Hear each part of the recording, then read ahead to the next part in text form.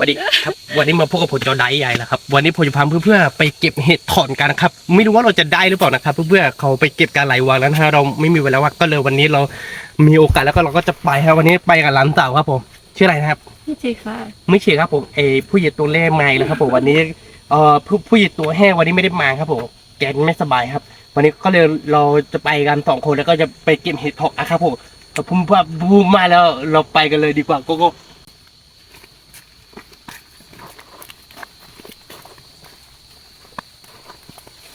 เพื่อเราจะไปเก็บเห็ดเพาะกับตรงนู้นครับพอไออีกภาคนึงมันเป็นภูเขาข้างนี้จะเป็นภูเขาแล้วก็เราจะไปตรงปลายแล้วก็ไปเรื่อยๆเพราะว่าเรายังไม่เคยมานะครับที่นี่เขาเรียกว่าบลางกรอกครับผมหรือไม่ก็ค้างคาวกรอกครับเหนียวค้างคาวครับผมถ้าเป็นภาษาไทยครับเป็นเนื้อคือบลางกรอกครับเราจะเก็บเห็ดกันที่บลางกรอกไม่รู้ว่าเราจะได้หรือเปล่านะครับไปกันเลยครับผม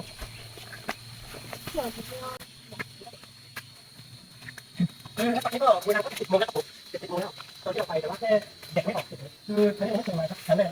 แล้วก็เราคิดว่าเราจะได้เด็กตัวเล็กๆอ๋อไม่มาติดก็ได้ผมติดกันตั้งนานแล้วผมคือเรามาสายครับผมไม่มาเราไปครับแล้วเราทำดูไม่ได้สวยจริงครับผมไม่ทำอะไรติดมาครับไม่มีอะไรโอเคอะไรก็คือลองทำไม่ได้ทำเขาเข้ามาแล้วคือแล้วเราก็ติดกันได้หมดครับ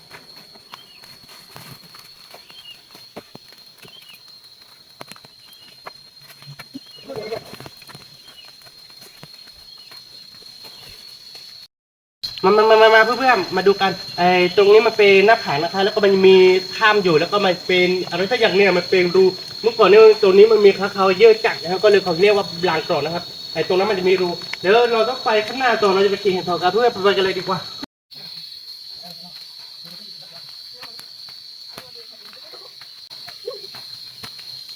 ชีวิตมาเลยนี่ก็มีแล้ว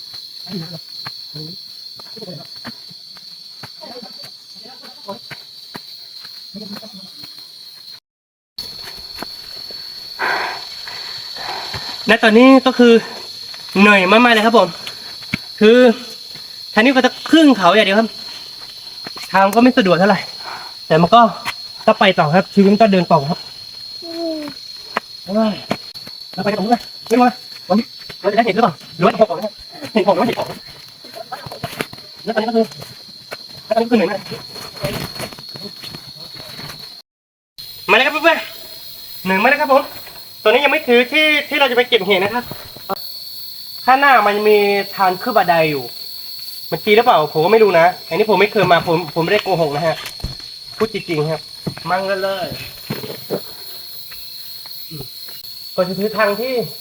เราไปเก็บเห็ดนี่ตอนนี้เราหอกนะครับผมหนึ่งจริงๆครับเราไม่เคยมาครับผมครั้งแรกครับผมเมื่อกี้ที่ระหว่างที่เรามานี่เราหาทางไม่เจอฮะเพราะว่าเราก็เข้าหมู่บ้านเขาเราหาทางไม่เจอครับอันนี้ผมยังไม่เคยมาครับนี่ถ้ากดตัวซะเอาเนี่ยกดตัวได้นะคือครับรถผลไม้ป่าไม่หรอกที่ฉันรักกันเลยเนื้อซาลาลุ่นซาโอเล่นเป็นป่าอย่างเงี้ย นี่คือผลไม้ปลาค่ะอันนี้คือเม็ดผลไม้ปั่งชนิดหนึ่งเพื่อช่วงหน้าฝนไม่มีครับมันจะเป็นช่วงหน้าร้อนหรือว่าหน้าหนาวต้นมันจะอยู่บนหน้าผาแบบนี้ครับเพื่อนมันจะอยู่บนหน้าผาแบบนี้เดี๋ยวถ้าฤดูไหนที่มาออกลูกออกดอกแล้วก็โผล่จะมาถ่ายให้ดูอีกทีหนึ่งครับเพื่อนไปกันเลยดีกว่า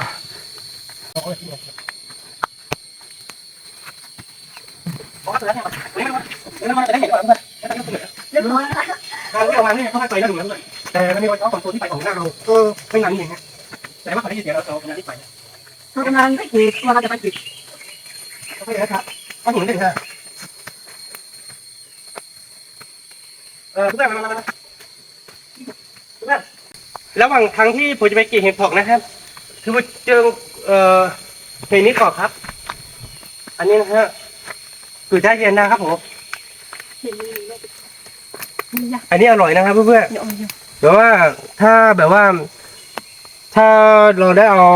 อะไรมาเขาเรียกว่าอะไรนะตือหรือว่ากระสานอะไรสักอย่างนึงถ้าเราได้เอามานะเพื่อนๆคือเราเก็บแล้วก็กินให้ดูกินสดๆได้เลยเพื่อนๆกินได้อร่อยแล้วก็ถ้าแบบว่าเราเก็บมาเยอะๆแล้วก็เราไปยำอร่อยมาก ผมเปี๊ยะดูนะฮะ ใหญ่มากค่ะ แล้วกินจริงๆครับผมไม่ได้โกหกครับอร่อย แต่ว่าคือรสชาติมันจะจืดแล้วก็คือเราต้องไปใส่อะไรค่อยมาเก็บก็ได้เพราะเราต้องกลับมาทางนี้ อันนี้คือระหว่างทางที่เราไปเก็บเห็ดถอบแล้วมันเจอก่อนนะครับเพื่อนๆถ้ามันมีเยอะคือเราได้เอาอะไรมาสักอย่างหนึ่งคือเราเก็บแล้วก็เราไปยำเกี๊ยวอร่อยนะครับ หรือไม่ก็ระหว่างทางที่โปรแกรมมาถ้าโปรแกรมมันทำเดินแล้วก็โปรจะมาเก็บนะฮะแล้วก็โปรจะไป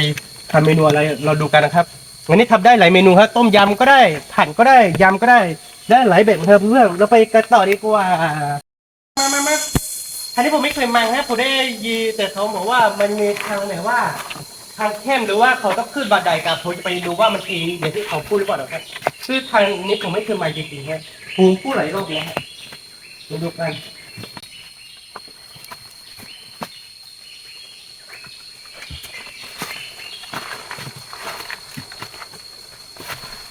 ไม่หรอเปียเรียกว่าทางไหนวะ เล็กกว่าต้องบุยก่อนต้องบุยพ่อก่อ อ๋ น อแสดงว่าเขาจะขึ้นทางนู้นป่ะแล้วทางเนี้ยไปไหนอะ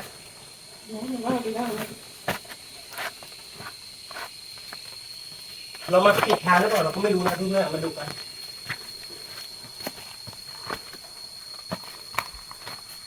อ๋อมันมีทางไปว่ะตกใจหมดเลย มีกระดูกด้วยนะคะ คือทางนี้นะครับเพื่อน แล้วเปียก ๆเลยเข้าไปในถ้ำแล้วก็มันมีทางลอดไปฝั่งนู้นคือเราไม่มีไฟฉายแต่ว่าดูไปฝั่งนู้นก็คือมันมีแสงสว่างส่องมาอยู่ แต่เราไม่เข้าไปดีกว่าเมื่อกี้นี้ผมตกใจครับเพื่อนๆถ้ำนี้ผมไม่รู้ว่ามันคือถ้ำอะไรฮะดูเพื่อนๆคือผมไม่รู้นะ ว่ามันคือถ้ำอะไรฮะ มันมีกระดูกด้วยครับผมดูนี่มันคืออะไรอ่ะ กระดูกวัวหรือเปล่าคะ กระดูกวัวหรือว่ากระดูกอะไรผมก็ไม่กล้าพูดนะเพื่อนๆเพราะว่าเดี๋ยวผมไม่กล้าเข้าไปในถ้ำเมื่อกี้ที่ผมเข้าไปแล้วก็คือมันตกใจนี่คือทางเขาตัวใหญ่ออกมาฮะ คือมันมีกระดูกแบบนี้ผมไม่เข้าไปดีกว่าโทษที่ว่าเลยมันแสดงว่ามันไม่ใช่ทางนี้ คือมันมีทางลอกไปอยู่ ผมไม่กล้าไปครับเพื่อนๆมาเพื่อนๆเมื่อกี้เราไปผิดทางเราเข้าทางเมื่อกี้มันมีทางล่องไปอยู่ แต่ว่าเราไม่กล้านะครับเพราะว่ามันมีกระดูกอยู่ใช่ว่ากระดูกโบราณหรือเปล่าเราก็ไม่แน่ใจนะฮะกระดูกมันนูนหรือเปล่าเราก็ไม่รู้อีก ใช่ แล้วก็เรามากางพ่อแล้วก็ไปทำนี้ดีกว่ามันมีของมีบันไดขึ้นอยู่ แต่ว่าทางนี้ลำบากหน่อยนะต้องค่อยขึ้นนั้นหนูเร็วเนาะเว้ยยังคุยกันตีแต่มันงดหรอทางเนี้ยต้องแข่งกว่าเพื่อนถ้าไปทางนึงเราก็เอาล่วงไอ้ข้างนั้นเข้าไปข้างอ๋อไม่รู้แล้วแหละแต่เมื่อกี้ผมมันบอกว่าเป็นทางประมาณตรงแต่ว่าทางตรงไม่เป็นตรงนี้นะแต่ว่าเมื่อกี้ผมพูดผิดผมเข้าใจผิดน่าจะเป็นตรงนี้เพราะว่ามันมีถ้ำอยู่แล้วก็มันมีทางออกมาเมื่อกี้เราตกใจกัน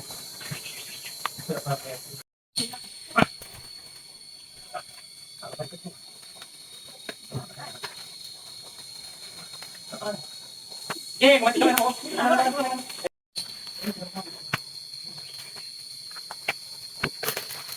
ทางนี้เป็นทำกินตะการด้วยเป็นกินตะการมากครับผมคือตรงนี้นะมันตะการไม้แบบตัวแล้วฆ่าตะการไม้ไปนะถ้าตกไปเนี่ยด้วยเหนียวด้วยนะครับเป็นข้าวเป็นหัวคืออันนี้มันเป็นตะการไม้ที่แบบว่ามันน่าปวดนะเป็นตะการอะไรมาดูเรือกันดูไปดูตะการปลูกหมดเลยดูขาแล้วเดี๋ยวแค่ไม้ของพี่นะฮะ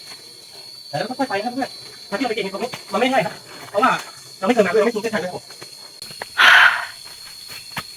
ไหน กว่า นะ ใน เนี่ย โบสถ์สุดย่อยเลย เหมาะกับการมาจมพายนะคะ เพื่อนจะมา มาปีนเขาเล่นๆได้นะคะ เพื่อนคนไหน อยากจะปีนเขาอยากจะเหนื่อยอยากจะหอบอยากจะมาเที่ยวในป่าก็คือเอายากายูมาด้วยดีกว่าเพื่อนแต่วันนี้ผมไม่ได้ใส่เสื้อแขนยาวแล้วผมไม่รู้ว่ามันมียูแล้วก็อย่าเนื้อตัวนี้ผมไม่เคยมาด้วยทางนี้แต่เนี่ยเพื่อนทางมันจะเป็นแบบนี้แต่มันก็สนุกนะครับเพื่อนๆคนไหนที่ชอบปีนป่ายชอบปีนเขาชอบเที่ยวป่าคือมาทางนี้ครับผมทางนี้สุดยอดเลยครับ ได้รับความสนุกและความเหนื่อยล้าครับแต่เพื่อนท่านผู้ชมอ่ะผมทำได้ครับ เป็นกำลังใจให้ผมด้วยนะครับขอบคนละ1 ไลค์สำหรับที่นี้ของ50 ไลค์ครับผมจะเป็นกำลังใจให้กับจอไดอาร์ด้วยครับ เมื่อไหร่เราจะถึงที่หมายคะ เริ่มหอบนะคะ แต่ยังไม่เห็นเห็ดหอบเลยนะคะ แต่ให้บ้านเราหวานปลูกหวานเนาะมันให้บ้านหมอไหน สนุกมากนะคะนี่คือการมาครั้งแรกของพวกเรานะคะไม่รู้ เดี๋ยว ว่าจะ เพื่อน ไป ถ้า ถู เรา กหรือเปล่า เดี๋ยวถ้าเราไปถึงโบย่องที่เราจะไปเก็บเห็ดถอบแล้วก็เราจะถ่ายวิวลงไปในหมู่บ้านเดี๋ยวยังหมู่บ้านเมื่อกี้เราไปถามเขาบอกว่าที่ไปตรงนู้นเราเข้ามาหมู่บ้านเขาไม่ถูกมันมีเขาเช่าอยู่เราไปทางไม่ถูกแล้วก็เราต้องวนไปวนมาแล้วก็พอเราทีนี้ก็เราจะพูดตรงขึ้นไปแล้วผมว่าเป็นตรงไหนทำมันอยู่ตรงนี้แล้วก็มันมีหน้าต่างอยู่2 ข้างนะแล้วก็เรามากันเดี๋ยวว่าแล้ววันที่เราไปเนี่ยเราก็มาที่อยู่หมู่บ้านเขาเราคิดว่ามันใกล้ๆแล้วเราดูขึ้นไปแต่ว่าเราไม่เคยคิดไม่ทันแต่ว่าเราไม่คิดไม่ทันอ๋อนี่ที่ผมว่าขึ้นมาได้ตรงนี้มาตรงนี้ครับจริงผมไม่โกหกตรงนี้ผมขึ้นมาได้เนี่ยมันมีบันไดผมว่าข้ามบันไดไปแล้วก็มันจะเลยต้องไปต่อตรงนี้ขึ้นมาเพราะว่ามันมีบันไดขึ้นอยู่นะแต่ว่าตรงนี้ผมว่าไอ้ตรงนี้ที่ผมถือตรงนี้นะผมคิดว่าบันไดผมคิดว่าบันไดไม่ว่าบันไดนี้สูงมากเลยบันไดก็สูงมากเลยค่ะ ผมต้องเดินทั้งมือทั้งเท้าครับเพื่อต้องขึ้นบันไดกัน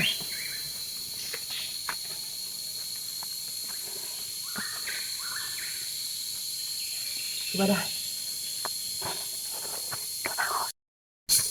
เฮ้ยเมื่อกี้ว่าเราคิดว่าบันไดเมื่อกี้แต่บันไดนี่ถ้าผมนี่สุดยอดเลยคือเราต้องจับไว้แน่นๆนะครับเรากลัวบันไดมันจะลื่นฮะแต่มันก็ไม่ได้ลึกนะฮะมันก็ลึกอยู่นะฮะแต่ในว่าหน้าผานี้ถ้าเขาไม่ทำบันไดเนี่ยขึ้นไม่ได้เนี่ยต้องขึ้นทีละคนทีละคนนะฮะเพื่อ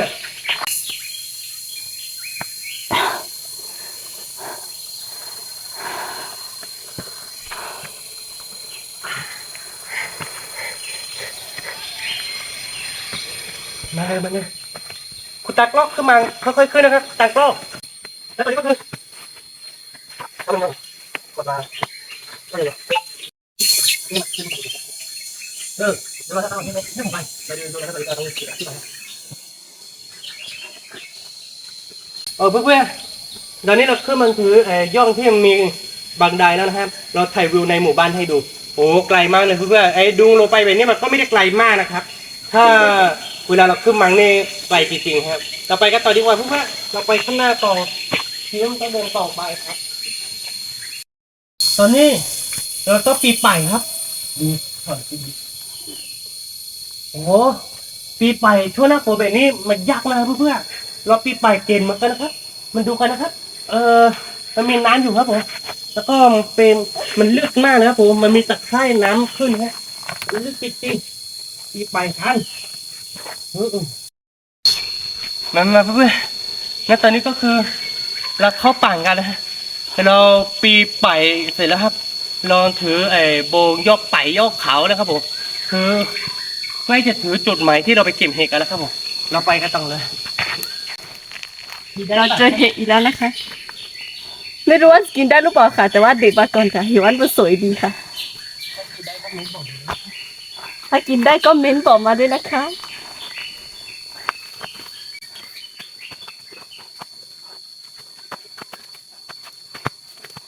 สู้ชีวิตมากเลยอ่ะมาอีกแล้วนะเราเจอดอกไม้แล้วค่ะสวยมากทุกคนได้ยินเสียงนกร้องไหมคะเสียงนกร้องไหมคะได้ยินเสียงร้องหรือเปล่าไม่ได้ร้องนะต้องดูอะไรที่มัน นี่กลิ่นเยอะมากค่ะ ผมเพื่อนครับถ้าที่จะมากินเห็ดหอมไปที่อื่นดีกว่าที่นี่ยังไงครับสุดๆเลยครับสุดๆเลยครับปีไปปีหน้าผางปีทำแค่ปีบันไดปีอะไรไม่รู้ปีข้าวปีทองหน้าตรงนี้ก็คือยังไม่ถึงน้องนางก็มาทำประมาณ1 ชั่วโมงครึ่งนะครับมี1 ชั่วโมงครึ่งเรายังมาไม่ถึงสุดจัดจริงนะเพื่อนถ้าต้องไปคนไหนเดี๋ยวจะมากินเห็ดหอมผมไม่บอกเลยครับโอ้ยทางไหนให้ไปทางไหนแต่ว่าทางนี้คืออยากจะมาก็เดี๋ยวผมพาไปเดี๋ยวสุดจัดมาครับเพื่อนแล้ววันทางที่เรามาเราปีไปปีเขาประมาณ2 ชั่วโมงเต็มแล้วตอนนี้ก็คือแล้วอย่างนี้ก็2 ตัวเลยครับเราจะไปดูว่าเห็ดเพาะขึ้นหรือเปล่าหรือว่าเขามาเก็บกันหมดแล้วเดี๋ยวเราจะไปเก็บดูว่าเราจะได้ไหมครับวันนี้ถ้าสั่งมาผมมาตามก็หลังเตาผมมา3 คนถ้าได้1 กระป๋องก็พอครับเดี๋ยวไปทำเมนูไม่กี่ครับว้าวนี่เห็ดตัวนี้เดี๋ยวเราดูมาเก็บดูไม่ต่อเดี๋ยวมันจะมีอะไรคือเราถ้านะเดี๋ยวก็จะเอาขายกันยังไงเนี่ยเห็ดเนี่ยเรื่องนี้ก็ถึงตา ไม่มีเลยนะ ตรงนี้ตา มาจริงก็หาเรา หรือว่าเขามาเก็บเสร็จแล้วนะฮะเราไม่ได้ใส่คือณตอนนี้ก็คือหาไม่มีเห็ดเลยทั้งนี้ พอเจอเด็กก็ให้ดีนะคะจะได้มีกำลังใจในการหาต่อเป็นที่มันคือ ให้เห็ดมาต่อครับเล่นกันเลยนะครับ ในการหาเด็ก นี่ก็ทำกันต่อ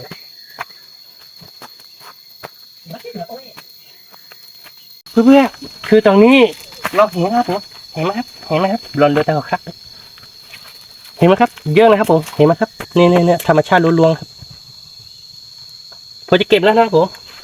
ดูกันว่าเราจะได้เยอะหรือเปล่าวันนี้ คือตอนนี้ผมมีกำลังใจมากนะครับผมนี่นะครับ ยังไง เห็นแล้วจ้า อ๋อ เนี่ย เห็นไหม เห็นจ้าเยอะไงคุณเหยียบแล้วมั้งนี่นะครับเพื่อนๆตอนนี้คือเราเห็นเห็ดเยอะแล้วครับผมคือเห็นมันไม่ตรงครับเพราะว่าฝนตกตลอดครับ ถ้าแบบว่ากลางทั้งกลางคือฝนตกแล้วก็กาวาแดดออกนี่คือ มันจะพองขึ้นมาแล้วก็มันจะใหญ่ขึ้นฮะ ดูครับเพื่อนๆโอ้โหตอนนี้ผมมีกำลังใจแล้วครับผมเมื่อกี้ระหว่างทางที่ผมขึ้นมาเนี่ยคือนี่นะครับ ดูนะครับ ได้เยอะนะครับผมคือเดี๋ยวผมจะสรุปให้อีกทีนึงนะเวลาผมกลับเมื่อกี้นี่ผมเห็นอยู่หลายนี่ครับเพื่อนๆมันอยู่ใต้ดินก็มีนะครับนี่นะฮะการหั่นเห็ดถกก็ต้องหาแบบนี้ครับ คือ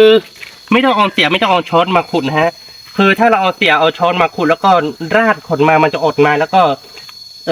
คนที่มาทีหลังก็คือเขาจะไม่ได้กินฮะ อันนี้คือเราจะเก็บเฉพาะที่เราเห็นตวงนะฮะคือเราจะเก็บแล้วก็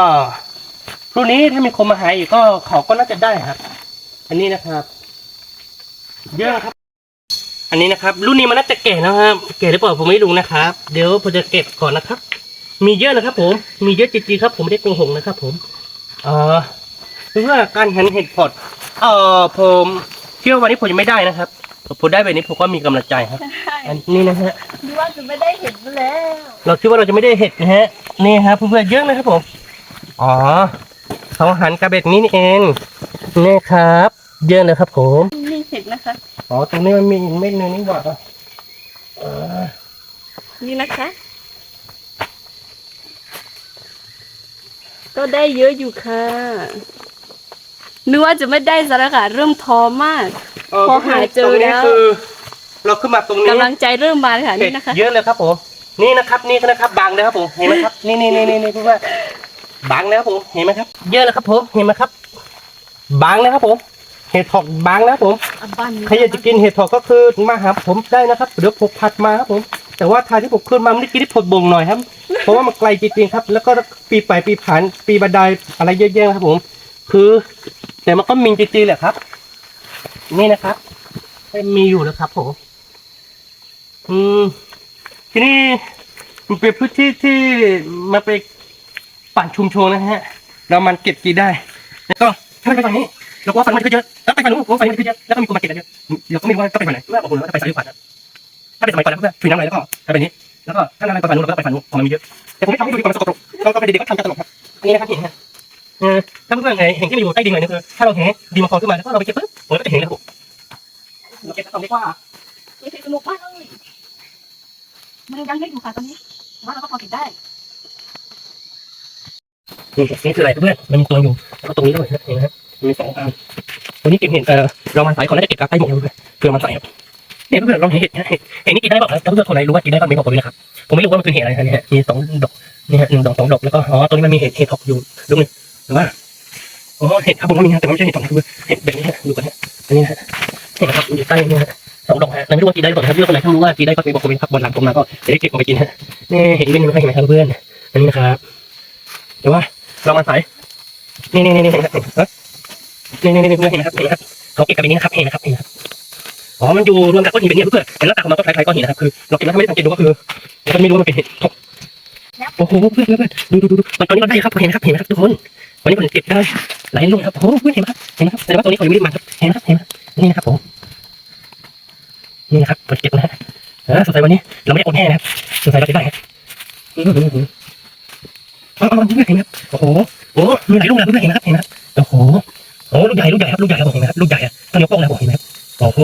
มีเยอะจริงๆอ่ะแต่ว่ามีประมาณของเราแล้วแต่ว่าของหาไม่เห็นไหมครับเพื่อนมันอยู่ใต้ก้อนหินก็มีนะครับเห็นไหมครับนี่เราก็ได้เดี๋ยวเก็บเงินตรงนี้ป่ะเราจะไม่เก็บลึกๆนะเราเก็บลึกๆคือรากของมันจะเสีย มีคนมาเก็บเห็ดเยอะมากครับแล้วก็มีคนมาเก็บเยอะตอนนี้เราอยู่ในต่างใหญ่ครับคือตอนที่ผมมาเมื่อกี้คือเขาเนี่ยตัวใหญ่มากครับที่ว่าคุยไม่มาครับแต่พอผมมาตัวเก็บเห็ดได้ก็ดีใจเหมือนกันครับวงมีกำลังใจมากครับเพื่อนๆอยากให้ผมไปทำเที่ยวอะไรก็นี้บอกผมด้วยนะครับแล้วก็ผมก็จะทำแบบที่เพื่อนบอกครับเพื่อนคนไหนอยากจะมาเก็บเห็ดเราก็มาได้นะครับนี่ครับเพื่อนเราก็ขึ้นเขาอีกสูงนะครับผมแล้วก็มาเก็บเห็ดกันไม่ว่าวันนี้เราจะได้เยอะน้อยแค่ไหนครับนี่ครับเห็นถ้าเราไม่ได้สังเกตดูก็มันจะมีเห็ดสอดปมอยู่แล้วก็ไม่สังเกตนี่เราจะมองไม่ออกว่าตรงนี้มันไม่ขึ้นนะเดี๋ยวก็มาหันกล่องเราแล้วก็เห็นนะครับนี่มันเป็นเล็กๆนี่เขาไม่เอาเขาเก็บกันเขาจะมีตัวขึ้นเรื่อยๆนะครับเขาเก็บตรงนี้เขามาเก็บกันเสร็จแล้วไม่รู้ว่าเขาได้เยอะก่อนนะว่าเราจะไม่ไปทางนู้นแสดงว่าเขาไปเสร็จแล้วเลยจะขึ้นฝั่งตรงนี้หรือว่าเราจะเจอดินนะฮะโอ้โหเพื่อนอันนี้นะฮะเห็นไหมครับมันรูใหญ่ๆฮะรูใหญ่ๆเก็บเลย นี่ข้อเห็ดที่ได้มาคือลูกนี้ใหญ่สุดแล้วค่ะ มีอีกไหม ก็มันจะซ่อนอยู่ในนี้ลูก อ๋อมันอยู่ข้างล่างด้วยเพื่อน คือชีวิตบ้า อ๋อลานเสาเก็บมาได้ฮะอ๋อตรงนี้ก็มีนะครับ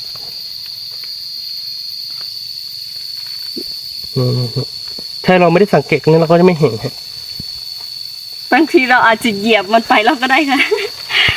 เราก็ไม่ได้สังเกต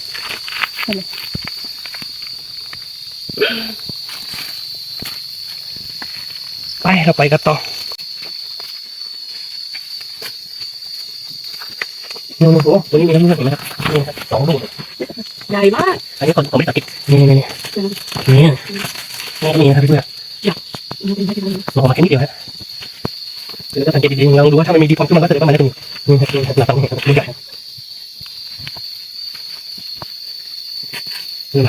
คือถ้าเราคือวงจรมันต้องขึ้นไปอีกไหมฮะเราจะลงหรือเราจะขึ้นนะฮะเราจะดูก่อนว่าเห็ดมันอยู่ตรงไหนฮะตรงนี้ก็มีโครงมันแล้วเมื่อกี้แล้วเขาไม่ได้สังเกตเห็นแม้แต่ที่เรามาเนี่ยเราเจอก็ไปหยิบแล้วเราก็ไม่เห็น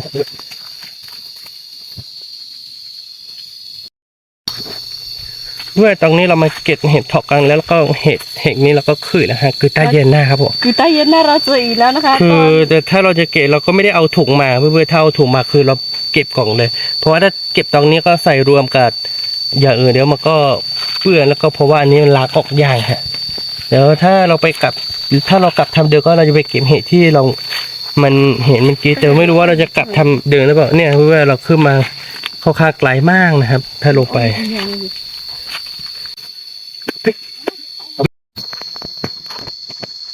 ดูดิ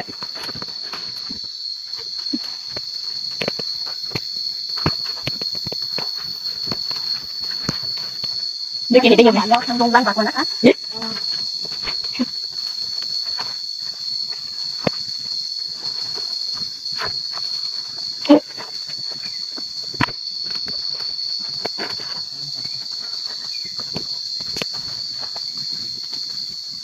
ดูต่อกันที่ทั้ง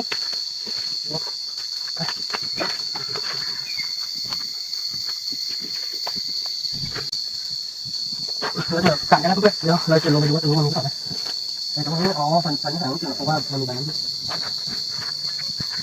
บไม้มันหนักแล้วก็มีแต่ว่ามันคือใต้ใบไม้3 ลูก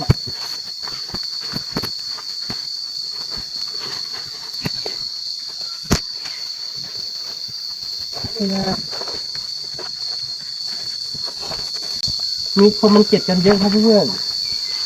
เขามาเก็บกันตั้งแต่เช้ามืดฮะเพราะว่าเขามาเก็บแล้วก็เขาเอาไปกินกันกับครอบครัวฮะ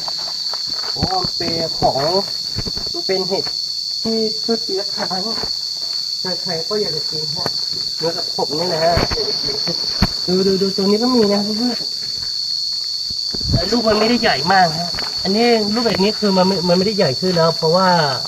ถ้าแบบว่าโอ้โหลูกใหญ่ว่ะเหยียบไปแล้วเมื่อกี้นี่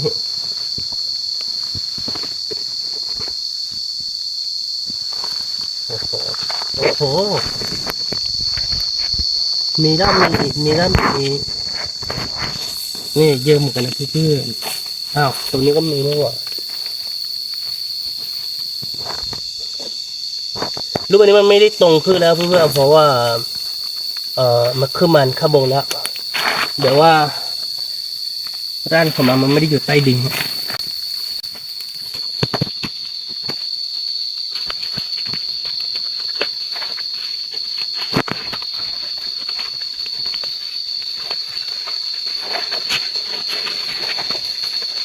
มึงว่าให้ปากว่าที่ใช่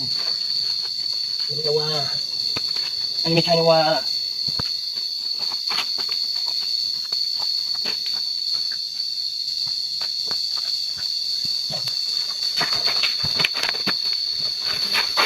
กันเพื่อนๆวันนี้ที่เราได้มาฮะคือมันก็พอประมาณแล้วนะครับคือตอนนี้เราจะกลับนะฮะเดี๋ยวเราจะไปทำเมนูให้กินฮะนี่นะครับเพื่อนๆคือเรายังไม่ได้ล้างฮะคือตอนนี้เรายังไม่ได้ล้างมันก็เยอะอยู่นะ ใหญ่มาก เรามาถึงไอในกรอกที่เรามาเก็บกันเนี่ยแป๊บเดียว คือเราได้ประมาณนี้ เพราะว่าระหว่างทางที่เรามาเนี่ยประมาณ2 ชั่วโมงเราไม่ชินเส้นทางแล้วแบบก็เรามีลุกนะเรามาเนี่ยเรารู้สึกว่ามันไกลมากเลย แต่ว่าเราจะลงทำเดินนี่แหละจะไปทำมันก็ต้องอ้อมไปไกลฮะ คือเราจะไปทำเดินแต่ว่าที่จริงนี่ผมก็อยากจะไปเก็บอีกนะแต่ก็ผมต้องไปทากับข้าวแล้วแหละตอนนี้หิวข้าวแล้วเพื่อนๆเราไปกินข้าวกันดีกว่าไปกันเลยเพื่อนๆเจอกันร้านเห็ดนะครับเพื่อนๆร้านเห็ดที่เราไปเก็บมาได้วันนี้ร้านเสร็จแล้วก็คือเราจะไปทำเดินๆกันครับตอนนี้ไม่ถูกที่เปลี่ยนแล้วดิ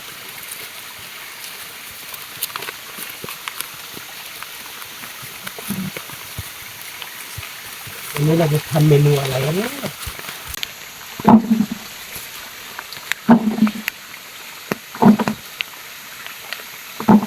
ได้เยอะเหมือนกันนะเนี่ยแล้วล้างเสร็จแล้วก็ไปทำเมนูกันครับถ้าเพื่อนๆเขาไปกินเห็ดกลับมากันผมเราไปทำเมนูอะไรก็ไม่รู้นะส่วนเราไปกินเห็ดเสร็จแล้วก็คือเราจะมาคั่วหรือว่ามาทำเมนูกันคือว่าเห็ดหอมนี่ทำได้หลายเมนูครับตัวนี้เราจะคั่วแล้วก็ใส่เลยคั่วไม่สุกหรอกทำได้หลายเมนูต้มยำก็ได้คั่วแบบนี้ก็ได้แต่ละขาดที่เรียกว่า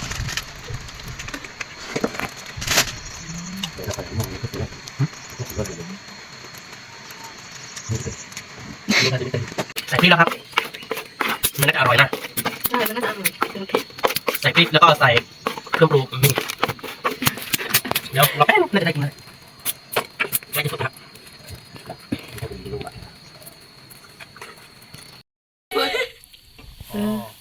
นั่นคือเอาไปแช่ รักษาแก้บายนั่น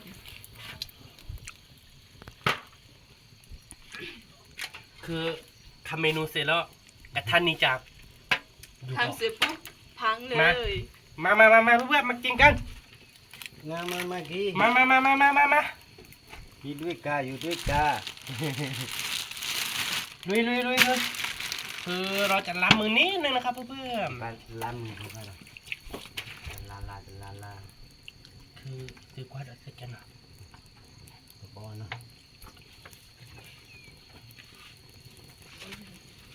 ให้ทำมาอร่อยจริงเปล่าไม่รู้นะเพราะว่าราคามันแพง กระดาษตัวนี้สิ ราคามันแพงคืออะไรกินให้ดูอ อร่อย ดูเพื่อน ชุดนี้ว่าดาลุก ข้างในมันเป็นสีขาวแบบนี้นะครับ คือณตอนนี้ตักลอกกลืนน้ำลายครับ ไม่เป็นไรเรากลืนให้ดูก่อน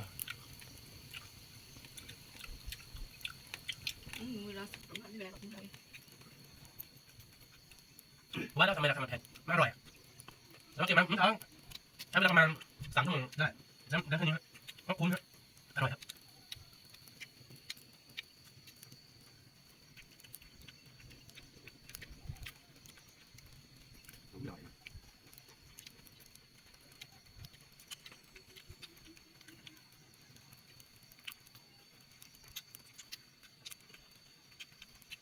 อยากกินนะครับมากินด้วยกันครับอร่อยครับไม่โกงครับผม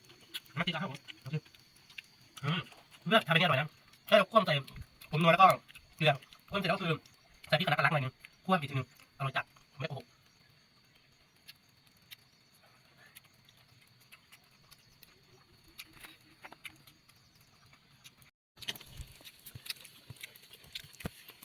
พอดูเลยนะเพื่อน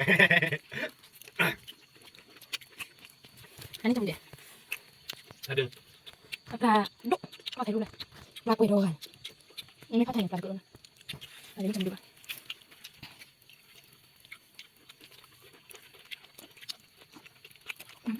มาสด น้ำตกปลุกนุ่มครับ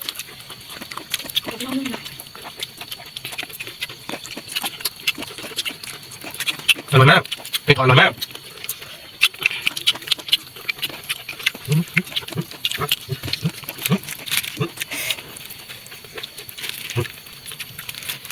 เอาได้ใช่ไหม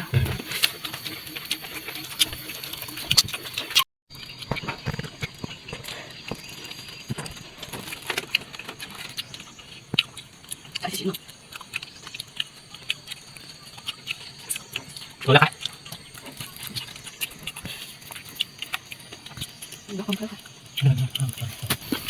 บ